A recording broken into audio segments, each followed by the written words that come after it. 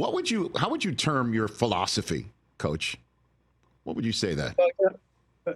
I'm 42-year vet and 14th year as head coach. Been around a lot of great people. Dad was a coach, College Football Hall of Fame. Was with Nick on the ground floor for 4 years at Alabama.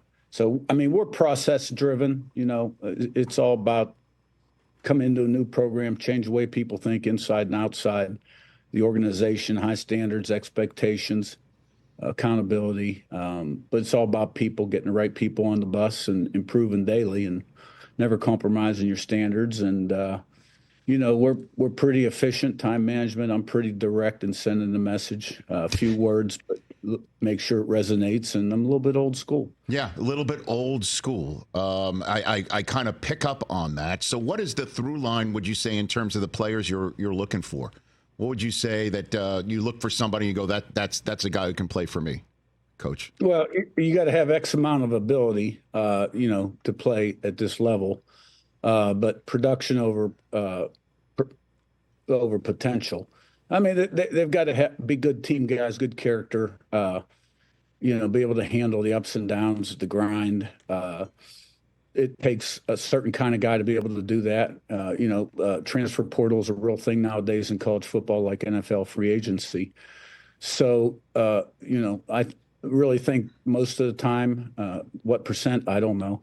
The first 2-3 minutes, you meet somebody face to face, you form an idea. It's not always correct, but you have a pretty good idea. And you've done your research on a guy. So, I mean, we need multiple guys that can kind of fit into the team concept. Everybody wants catches and numbers, but at the end of the day, when a team's successful, everybody benefits, all conference, all America, and NFL draft choices, things like that. So, there's definitely a certain kind of guy. Now, I understand I'm asking an old school football coach this question, but how was it to have College Game Day there, to be chosen by that program, as McAfee would call it, to come to your spot?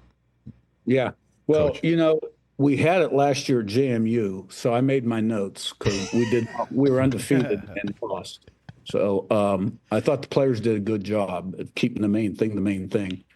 It was a tremendous thing for the university, the town, the state, and a lot of people. It was wild, crazy.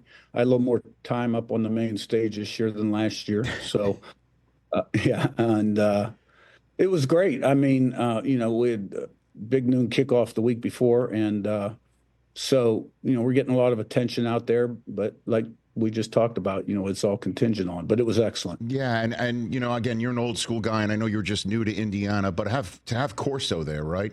To have Lee Corso there, Coach Corso from Indiana University for many of his years, to have him there, that a predecessor of yours, that had to be pretty cool, I imagine. Oh, Coach. yeah, it was great. I've gotten to know him a little bit the last few years, but, he a very popular guy, had a really good team here, went to the bowl and won, and people here love him. And we shared a common bond too. When I was growing up, senior in high school, I was the oldest. My dad was head football coach at West Virginia, came down with cancer, given his last rites twice.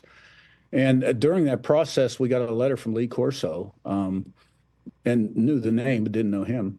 And, he had in the letter a cross that had, according to him, special healing powers. And that sat on top of my dad's dresser during the whole process. And as a family, we always really appreciated that from him. I had no idea about that.